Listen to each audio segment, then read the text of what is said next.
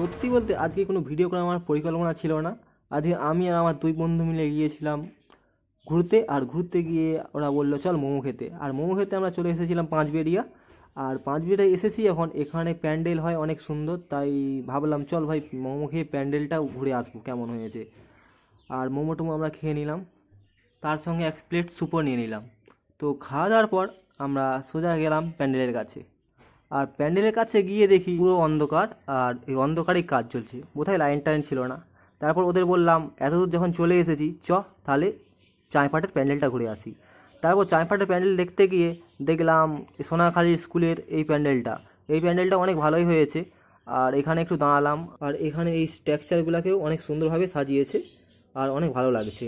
ও এই থিমটির নাম ছিল যত্নে থাক জল ও বন, আর বেঁচে থাক পৃথিবী এই জীবন। তারপর আমরা চাঁইপাটে চলে এসেছি, আর এখানেও এসে দেখি লাইন নেই, আর এখানে দেখছি কারেন্টের কাজ হচ্ছে। এই যে মই দিয়ে এখানে কারেন্টের তার বিছানো হচ্ছে। আর কি করা যায়, এসেছি এমন সময়। তারপর প্যান্ডেলের কাছে গেলাম, আর এখানেও এসে দেখছি এখানেও কাজ চলছে একটা মেটাল জ্বালিয়ে, তো দেখতেই পাচ্ছ। আর পুরোপুরি প্যান্ডেলটা এখনও কমপ্লিট হয়ে ওঠেনি। আর এই থিমটির নাম হচ্ছে দুবাইয়ের মিরাক্কেল গার্ডেন।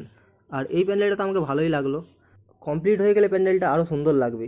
তো তোমরা সবাই এসো এখানে, আর এসে দেখো এই প্যান্ডেলটা কেমন হয়েছে। এখনও তো পুরোপুরি কমপ্লিট হয়নি, কমপ্লিট হয়ে গেলে আরও ভালো লাগবে, বুঝতেই পারছো। এখনও কাজ অনেক বাকি, এখানে অনেক হাতি টাতি সব দিবে বলেছে, মানে পশু যত গার্ডেনে থাকে সেই সব দিবে। আর আমরা মোমো খেতে এসে এতগুলো প্যান্ডেল দেখে ফেললাম। আর এই হচ্ছে আমাদের দাঁতপুরের, আমাদের সামনাসামনি গ্রামেরই পুজো। এই প্যান্ডেলটা অনেক সুন্দর হয়েছে। এখানে এসো তোমরা আর জানাও প্যান্ডেলটা কেমন হয়েছে, আর বলো তোমাদের কটা করে জামা প্যান্ট হলো। আজকের ভিডিওটা আর বাড়ালাম না, চলো বাই।